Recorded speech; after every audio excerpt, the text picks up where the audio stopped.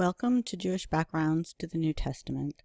Today's lecture is going to be just a hodgepodge of things that you've learned in your Old Testament survey, a little bit of a review, and some framework for when we actually begin to read some of the primary source materials. I wanted to start actually with the name of the class because it's not immediately obvious from the name what we're talking about. So I've called it Jewish Backgrounds, but you probably noticed in the syllabus that I've also used the term Second Temple Period. This period of time has gone under different names. Second Temple Period, you'll probably notice that your textbook is called Early Judaism.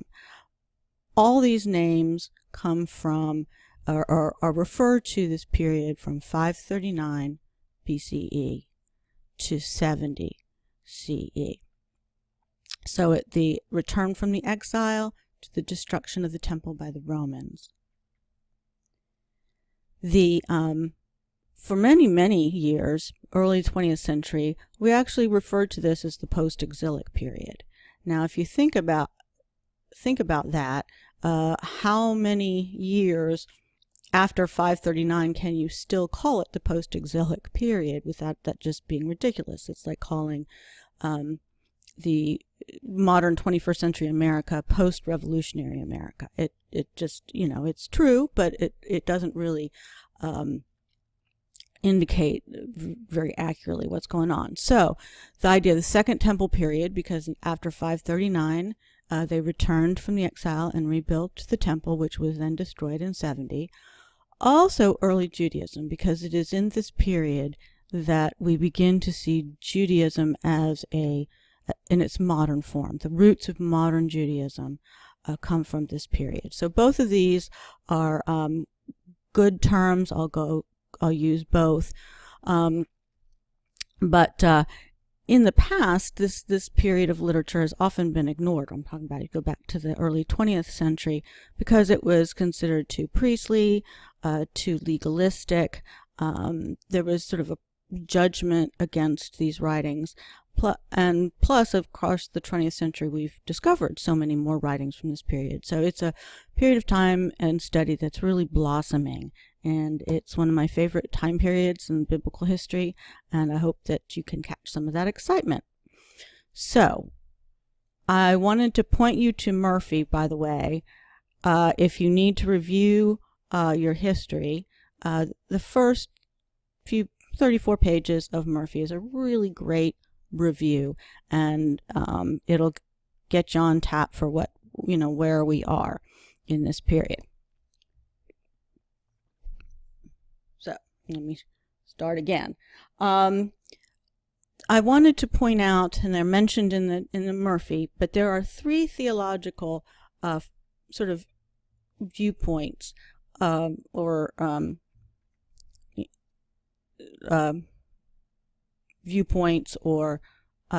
that we find in the Old Testament or the Hebrew Bible that are going to be really important for understanding the literature of the Second Temple Period.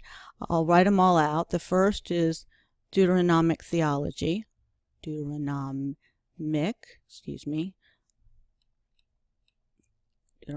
theology. The second is Zion theology.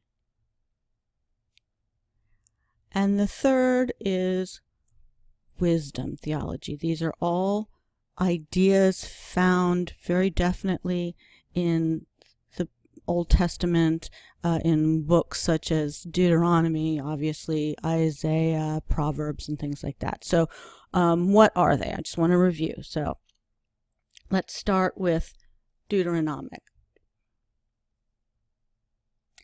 So it comes from the book of Deuteronomy. The name of the book Deuteronomy actually means second law, and it is a sort of a revival of biblical law based on the idea of the covenant.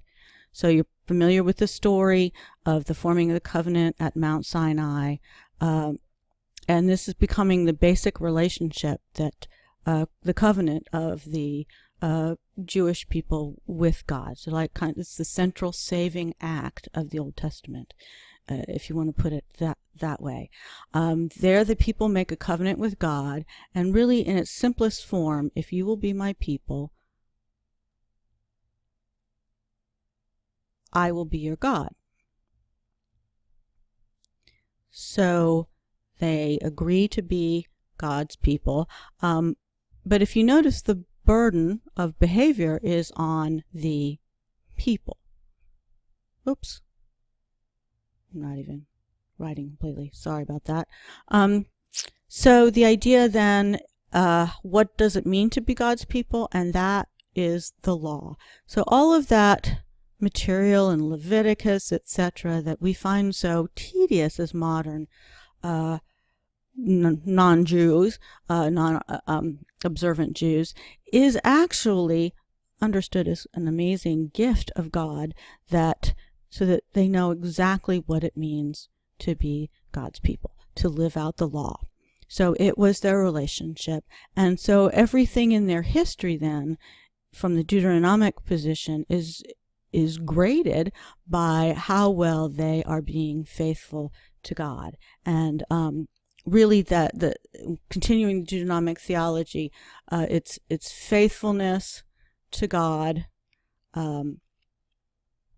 and particularly idea of worship, but also one of the things that is so central to Deuteronomic theology and so central to the biblical material is its concern for others. So the idea, what we might today call social justice, very much central to the covenant experience.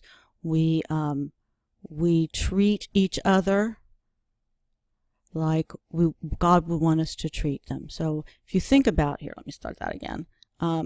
If you think about worship, we think about it this way often. So we are down here and we're sending praise up to God. They, in the Deuteronomic theology, add another axis: how we treat others. So we often in the modern world separate these two more distinctly than they would. This is worship. So worship occurs in how you treat other people. Faithfulness to God is in how you treat other people. So, God rejects worship that is not accompanied by treating other people with the same eyes as God, so to speak. So that's Deuteronomic theology, and again centered mostly in the book of Deuteronomy. But the history of Joshua through 2 Kings is also very strong Deuteronomic writing. So let me go on to Zion theology. Zion theology, and we find it most clearly in the book of Isaiah. And maybe you'll realize this later on in the class, how central Isaiah is. It is the most quoted book of the Old Testament in the New, depending on how you count it. And it's really central to the church's formation or understanding of Christ. So, in what is Zion theology? It's based on the promise made to David by Nathan in 1 Samuel. So, I'm sorry. I knew that was wrong. 2 Samuel. I don't know why I wrote that. 2 Samuel. And that's when the prophet Nathan comes to David and says to him that his descendants, God will establish a throne in Jerusalem, and the royal line of David will continue to rule in Jerusalem for all time. So the promise is to David and the Davidic house, and that this would take place in Jerusalem. This is such an important city. But to give you sort of a view, or sort of point you towards where we're going to go with this later on in the course, David was the Messiah. And so as the Jewish tradition, the Christian tradition began to talk about these messianic figures that Jesus for the church, we see that a lot of speculation and use of these messianic passages in the Second Temple period, just really, really common.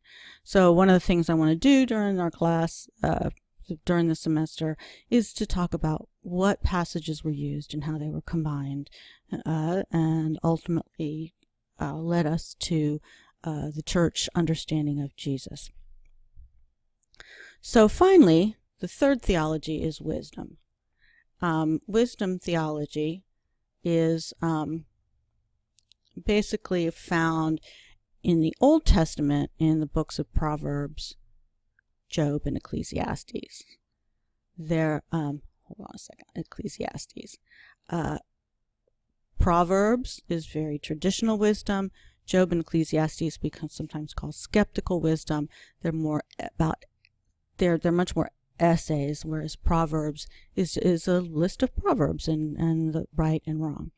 There are two books, Sirach and the Wisdom of Solomon, in the Apocrypha, that we will be looking at, and we see straight from Proverbs through the wisdom literature in the Apocrypha to some really key elements of Jesus and the understanding of Jesus. So hold on for that one. So wisdom theology, the word for wisdom in the Bible is chokmah. You gotta kind of clear your throat there when you say that. It means to have a skill. So how do you turn this word into a theology? Well, I want to take a step back and talk about, sort of from a more philosophical point of view, there are different ways to think about revelation and how we understand God. So the two categories that are often used, we refer to as special revelation versus general revelation, sometimes called natural. So basically the difference between these two, special revelation is something that you only would know about God because it had been revealed to you in a unique fashion. So for example, the Sinai covenant, the entire experience at Sinai is special revelation. Jesus and the life of Jesus would also be very much special revelation. But we all admit that, or if you believe that God is the creator of the world, then we can also say, as the Judeo-Christian tradition does, that we can see God in creation in the natural world, or general. We call it general because anybody who looks with the proper eyes can see God. So it's in creation. So wisdom theology, the idea of having a skill, but also based on the idea of creation. One of the things that they saw in creation was just the regularity of it. That, what we would maybe call science today, the idea of cause and effect. You can look at the world and the sun rises every morning, the sun sets every night, that kind of thing. But how do you go from that, again, to a theology? So let me clear that and start again. So chokmah, to have a skill. So basically, as a theology, wisdom believes that if you can observe the world around you and learn to make better choices in your life. So it's not just natural creation in the sense of the sun rising, but also, it can be very, very practical. It's like if you call in sick every day for a week, you might lose your job. If you sleep with your neighbor's wife, you're going to possibly get in some serious trouble. So there's that aspect of it, but there's also the positive of being calm and making good choices. So basically, wisdom literature is to be skilled at living. It's very international. It doesn't appeal to any special revelation. We find forms of wisdom literature all over the ancient Near East. So the ancient Near East being particularly,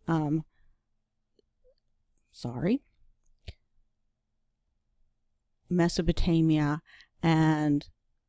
or the regions of Babylon and Assyria, and very, very popular in Egypt. We see a lot of wisdom literature in Egypt. But this idea then of when it moves to the into the Second Temple period, what is wisdom? What does it mean to be skilled at living for a Jew in a larger world? So those are the three: Deuteronomy, Deuteronomistic, Zion, and wisdom.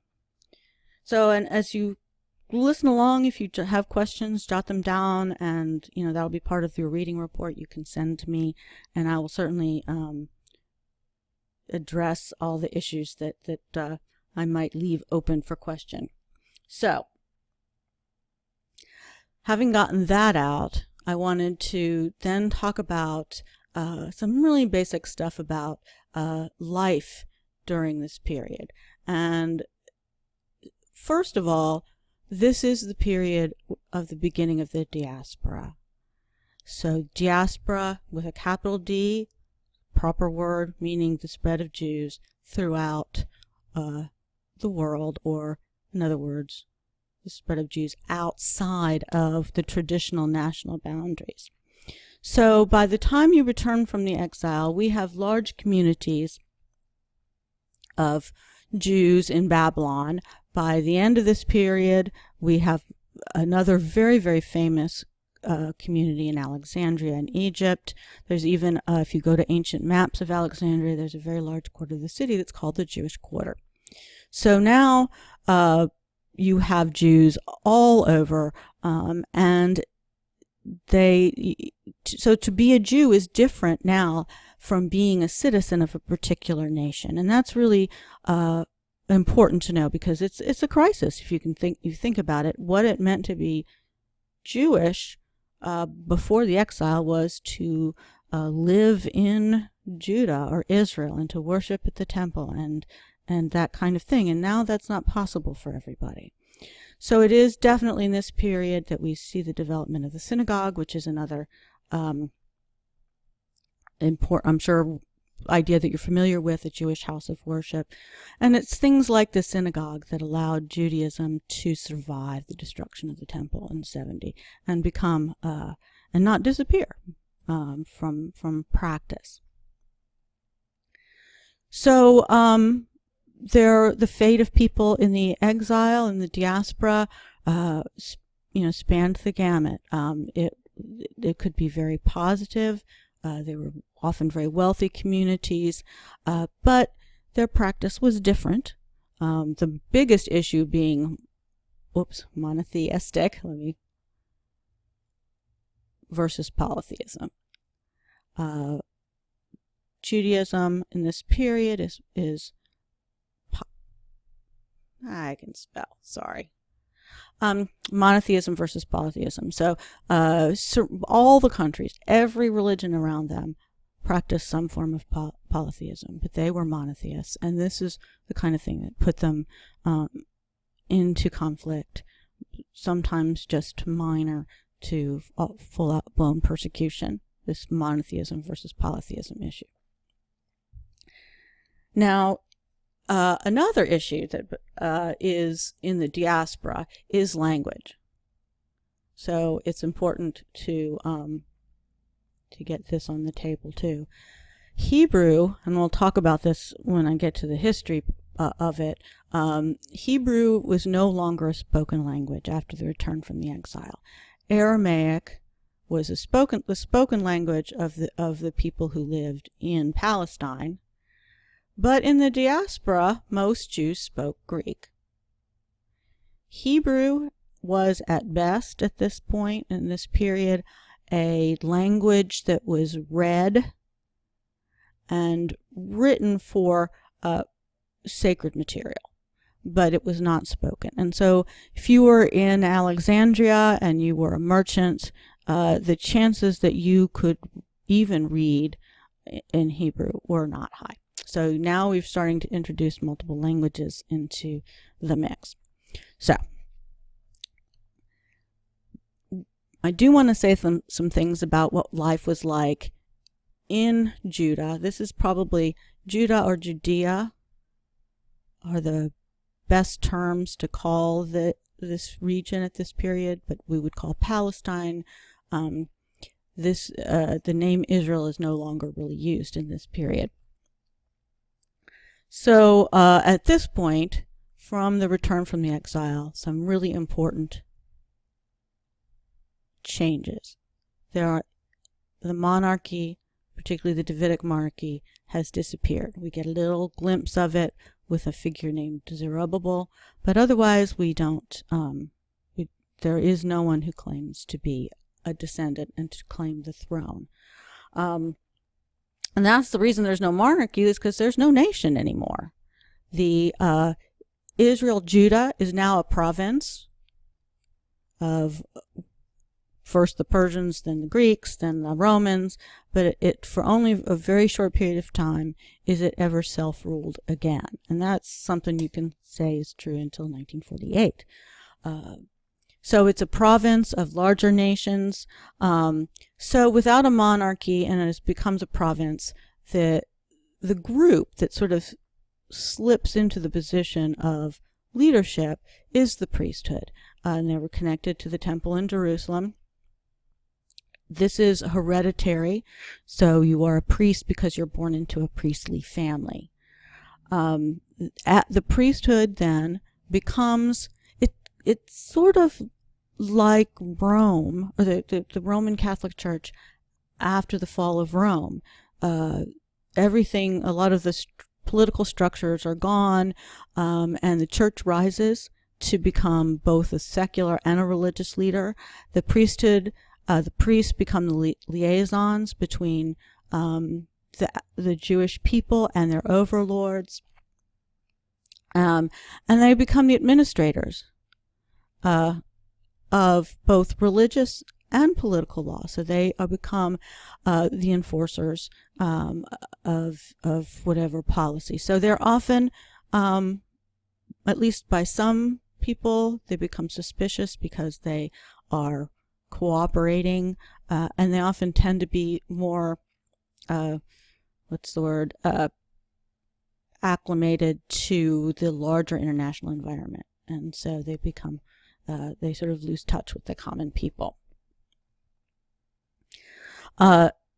So another thing, about the priesthood, and if you read some of this material, and this is one of the reasons why particularly Protestants in the late 19th and 20th century, I don't have priesthood, sorry, let me start again,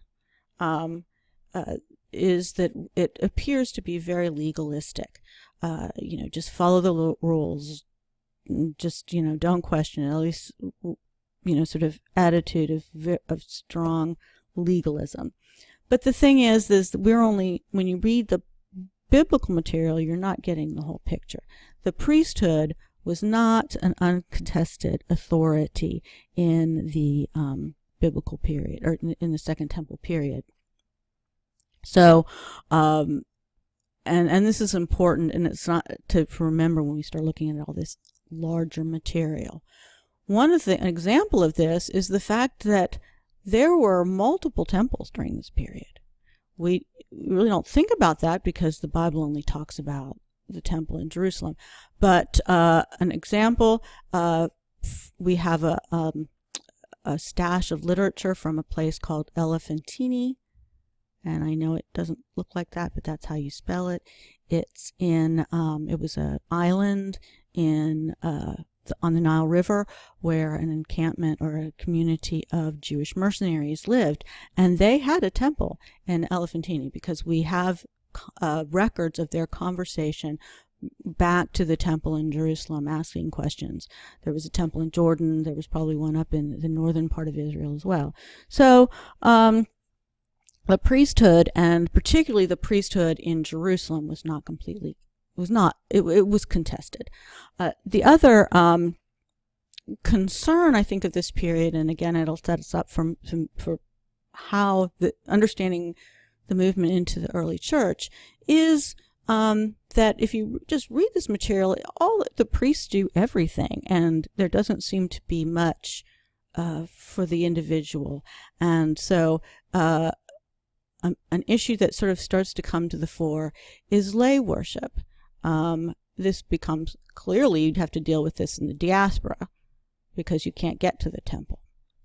But a worship system based on priests in the temple versus a way to be religious and to have a relationship with the deity on one's own, or at least away from the temple. So this, and again, I'll like to point towards the sort of end goal of the class, Jesus versus the Pharisees, and they get a really bad rap in the Old Testament, in the New Testament, but really their biggest conflict was over how an individual Jew can worship God and not have to have this priesthood and not have to always be focused on what the priest is doing. So let me see. Related to this, though, and the reason why this period is kind of pivotal in this, has to do with the basic concept that the Jews, up until the exile, how they understood their relationship as individuals to a larger community. So, your book talks about something called a dyadic personality. This is something that's really important to understand when you read the Old Testament, and it is defining sort of for the movement in this period.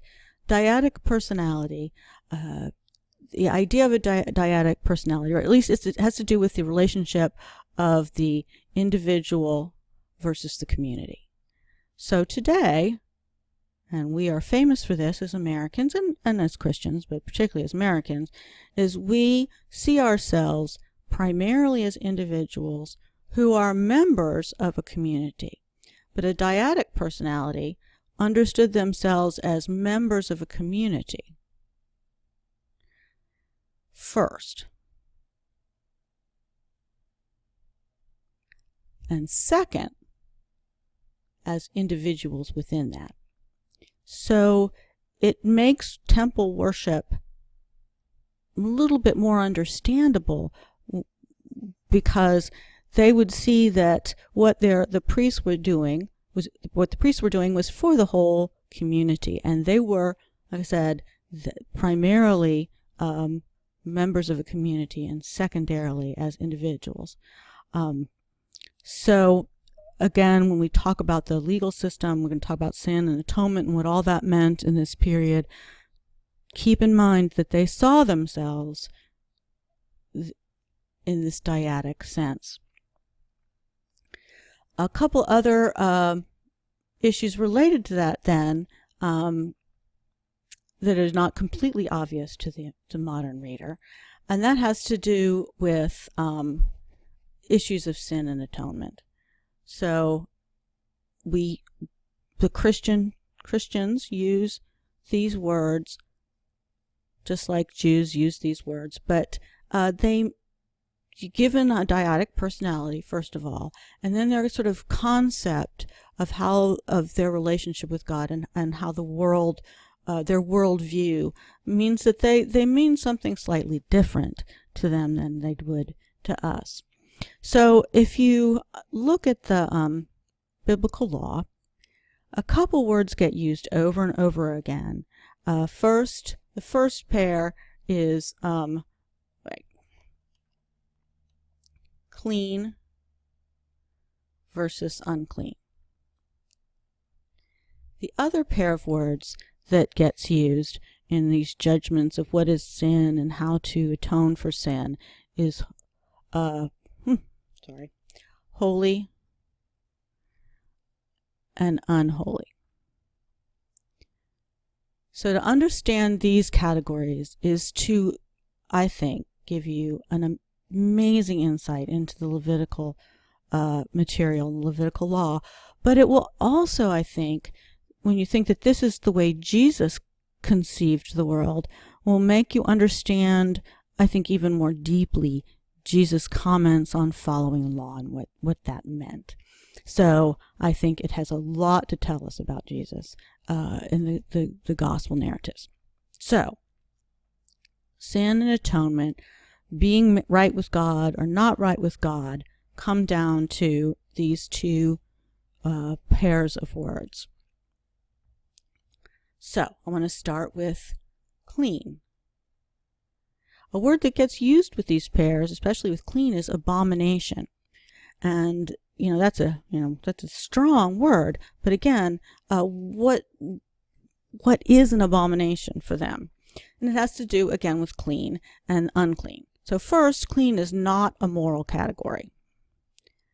It is so that to call something unclean, or to call it an abomination, doesn't always equate to what we would think of as moral, because it also included ritual and all sorts of things that we would not attach to the idea of sin.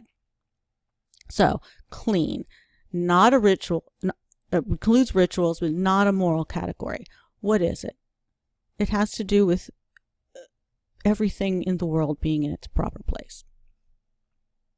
The world was very orderly, and the Jews understood, the biblical material tells us, that the creation of God, and think about Genesis 1 and, day 1, day 2, day 3, and everything has a category and a place. This was very central to their understanding. So things could be, well, let me give you an example. I think the best example of clean and unclean is dirt. So I don't know if any of you are gardeners. We're doing a garden this year, and when I go out to my garden and get my hands all dirty and move the soil around, that's great, right? I have great soil in my backyard and my plants are doing great. But if my husband works out in the garden and then marches through the kitchen with his muddy boots still on, this is not good anymore. So dirt in the garden is good. Dirt in the kitchen, bad. So go back to clean. When dirt is in the garden, it's clean. When dirt is in the kitchen, it's unclean. And that has nothing to do with morality, but just that the world is ordered in a certain way and certain things belong in the proper place. Kosher is very much related to this issue. What makes something unclean? Is a shrimp immoral? No. But again, it has to do with proper places. And so there are certain, the best we can understand it, there's certain basic categories of air, land, and sea. So if you define the beings of the air as wings and feathers that fly through the air, then a swarming insect, it's on the land, it doesn't have feathers, what is it all about? It's unclean. The other obvious one would be shellfish and things like that. Anything, a fish would be something that what belonged in the sea would be something with gills and fins. And so if it lived sometimes out of the water and sometimes in the water, it just was not in its proper place. And that's very simple, but it I think does the job for understanding the idea of clean. So good time to write down any questions if you have them. So when we look at biblical law, what are the things get talked about the most when it comes to being clean or unclean? And there's very much sort of a commonality to what gets talked about: blood and any bodily fluid, but blood in particular. death, and perhaps a little harder to place at first, skin diseases. So again, when we talk about clean and unclean, what things make you unclean, most of those things fall into one of these three categories. So let's start with the first two, because I think they're the clearest. What do blood and death, or in any sense bodily fluids, have in common? They are sacred in a sense, because they represent the line between, they represent life. Blood is the life. Where does life belong to? It belongs to God. So death forms that line between humans and God, and so it too becomes very dangerous. So again, it's not immoral to help bury a dead person, but it does make you unclean, because in a sense you have come near to God. So if that makes sense, think about the things, a woman's menstrual period makes her unclean.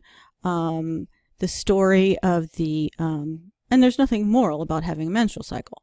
The story of the Good Samaritan, when you've got the Levi and the priest who walk around the man, it's because he had blood, and they were very clearly indicates they were on their way to the temple. They were part of, again, you were born into the priesthood, and so you would serve your month or time at the temple. You'd travel to it, and if they had touched the man on the side of the road, they'd have gotten bloody, and they would have been unclean, and would not have been able to serve in the temple. The most common form for removing uncleanness would be 7 days waiting period and some sort of ritual bath. So it really wasn't that big of a deal in terms of, and so when you think about then clean and unclean, and it does include moral things as well. You could also, there were sacrifices that one did, and there were punishments and things like that. But the idea of being unclean was considered a temporary state, that, and there were rituals to make you right with God again. So so let me go on and talk about holy and unholy, and then I'm going to bring it together with some examples. So holy, as a category in the Bible, really has to do with proximity to God. So in the Jewish understanding, unlike the polytheistic nations around them, the temple was not God's house in the most literal sense, but the place where God promised that you could come into his presence. So you could meet God in the temple. So that was God's contact point, so to speak. So if holiness is about proximity, then there's a sort of a sense of concentric circles.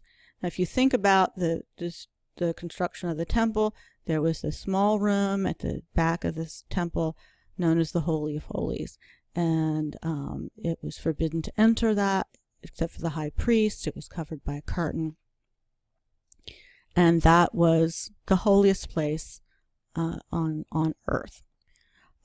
But again, unlike polytheists, they didn't believe that their God lived in this in sort of a literal way.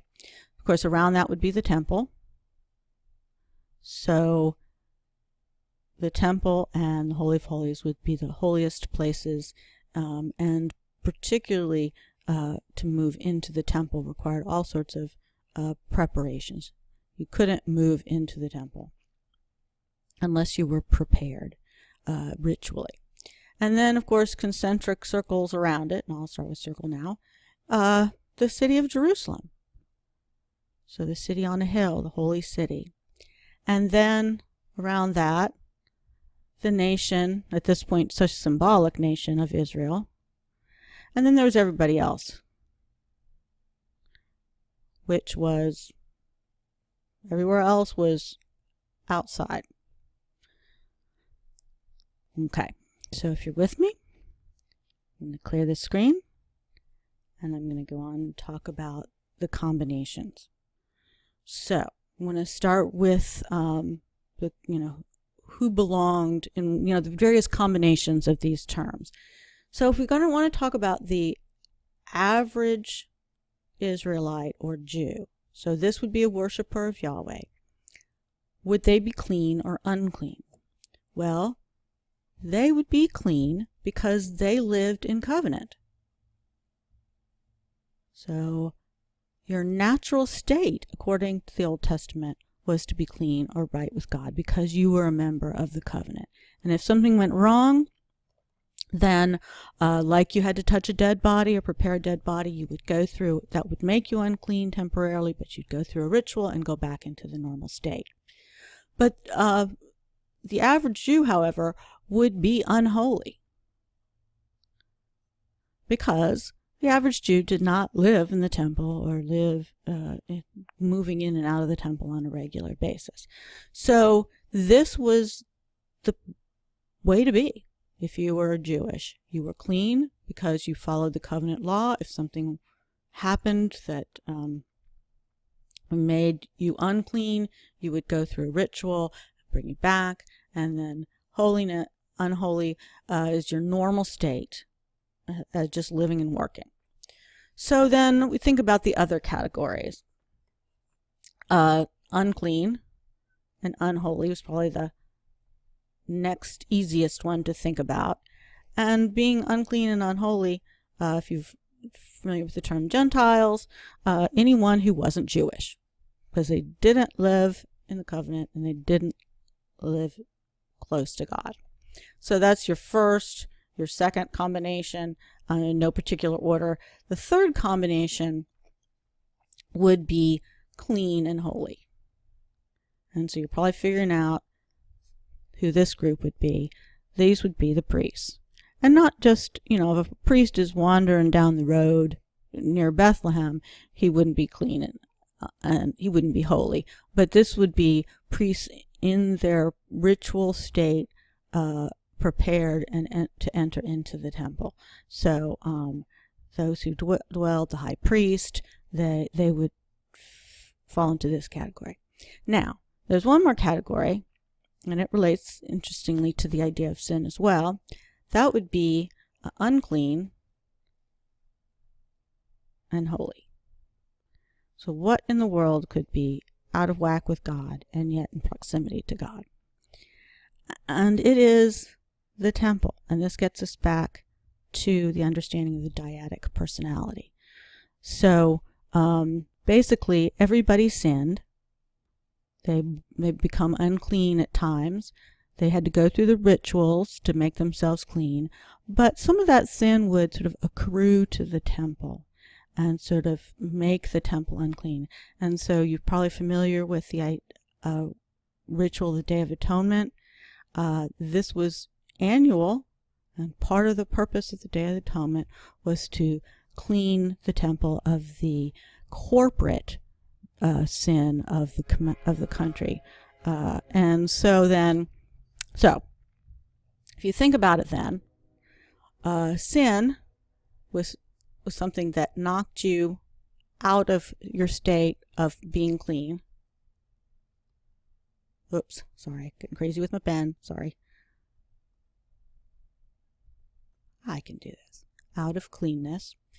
Atonement, making it right with God. And obviously there's a heart element in this, but there were rituals that were practical and that they could perform and that would atone or make them clean. So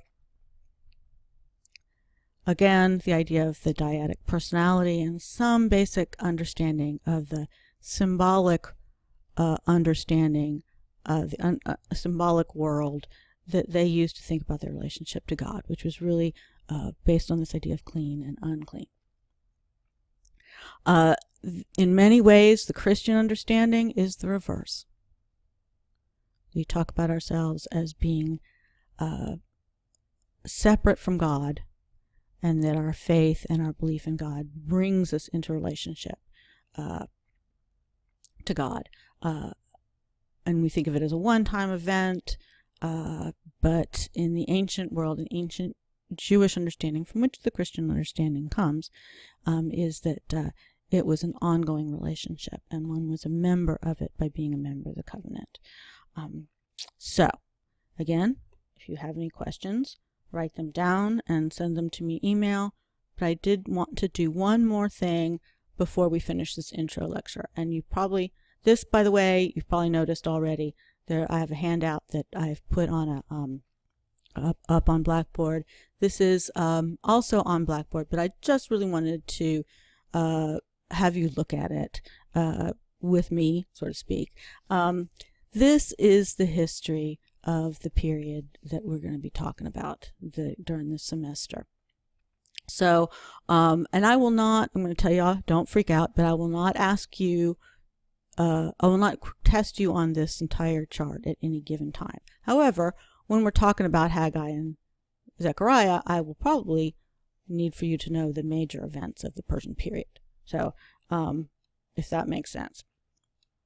So, but I do want you to get the scale, and I've also sort of put down some of the more important books that have come from these periods. So again, the fall, if you take an Old Testament survey, you know how significant the fall of the city and ultimately the temple destruction in 587 BCE by Nebuchadnezzar, and the people being taken into exile in Babylon. A significant portion of people were left behind, but the Bible doesn't really focus on them. The Bible focuses on the people in exile. The Persian period then, 539, and again, a lot of this should be reviewed from Old Testament survey, is when Cyrus, swooping down out of the mountains of Persia, arrives in Babylon and takes over the city. So to take over Babylon was to control or to end the Babylonian Empire. So the most important writing from this period is Isaiah 40 through 55. We're not going to talk about this specifically in this class, but this is very central to this period. So Cyrus actually issues this, a decree. We have it in multiple copies, even in Persia, where he allows all the exiled populations of the that the Babylonians had taken, allowed them to go home if they wanted. And he sent the temple objects back. So this was not just there was a lot of, and we'll get into this a little bit more when we talk about Cyrus and Darius. But in the end, definitely under 100,000 people returned. Probably under 50, but we don't know for sure.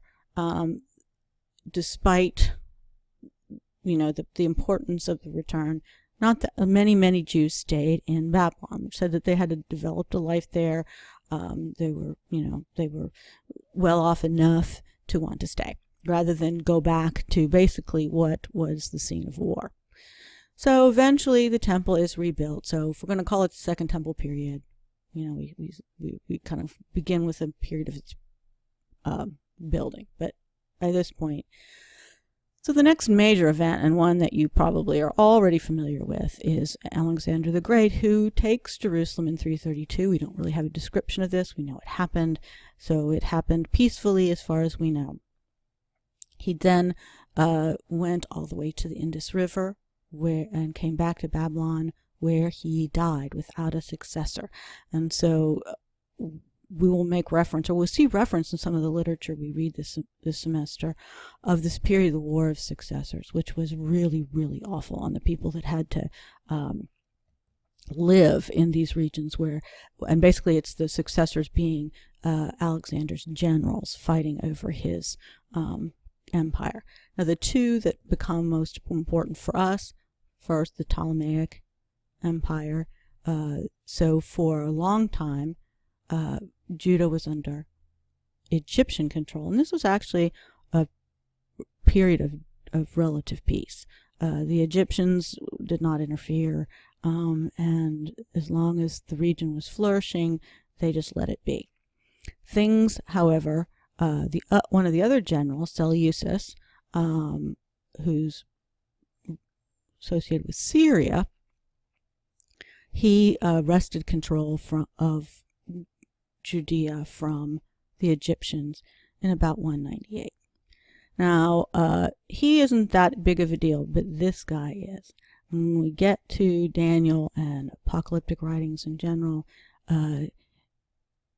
if you were to say what one person or one event birthed an entire genre of writing, it was Antiochus IV and his persecution of the Jews. And it seems to be, the evidence shows that whatever his motivations were, his actions were an attempt to destroy Judaism altogether.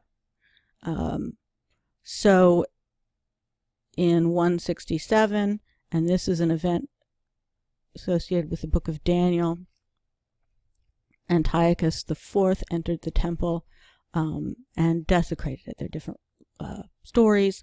He slaughtered a pig on the high altar, which of course a pig is unclean. This would be terrible. He allowed his soldiers to make offerings to their gods on the high altar. He put a statue of Zeus in the temple, and interestingly enough, the statue was described as looking a lot like Antiochus. So what this did was spawn an open rebellion by a family who took on the name the Maccabeans. This is the event that you've probably heard of Hanukkah. You know Hanukkah. They began a guerrilla warfare and eventually took back the city, rededicated it. And this is then the only other period of self-control. The Romans then, things change. In 63, the Hasmonean control of Judea is basically they make the mistake of sending a group of individuals to Rome to ask for Rome to intercede in some inner family spats. The thing about Rome is you don't invite them in unless you're going to expect them to stay. And that's what they did. So Rome, in various levels, controlled the region from that point on. Herod the Great, and this is a name he earned, 34 to 4 BCE. He was semi-autonomous. The temple that Jesus worshipped in is the one that Herod built. This temple, he took basically a small temple and turned it into architecturally one of the greatest buildings of its time. We go back to, the time of Jesus, was, born under the reign of Herod the Great. Then in the Jewish revolt, which we'll get to at the end of the semester. And finally, the 70, which is one of those dates that defines Christianity and Judaism, is the destruction of all even of the Second Temple.